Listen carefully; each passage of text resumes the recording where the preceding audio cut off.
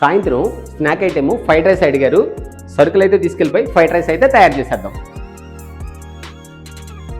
కళాయి పెట్టేసుకొని beans capsicum ముక్కలు అయితే కోసారు సన్నగా. ఫ్రైడ్ రైస్కి లైట్గా బాయిల్ చేసేసుకొని దించి పక్కనైతే పెట్టేసుకుందాం.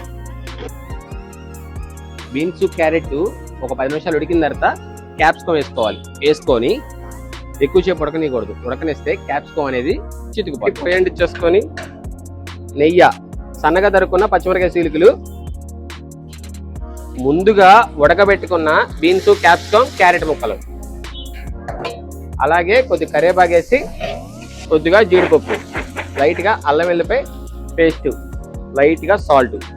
ముందుగా రైస్ వండి చల్లారిపేసుకొని వేసుకోవాలి. మళ్ళీ కొద్దిగా salt, white pepper, chilli sauce, వెనిగరీ, టమాటా సాస్ అవన్నీ వేసుకొని బాగా కలుపుకోవాలి. కొత్తిమీర అయితే వేసేసుకున్నాం.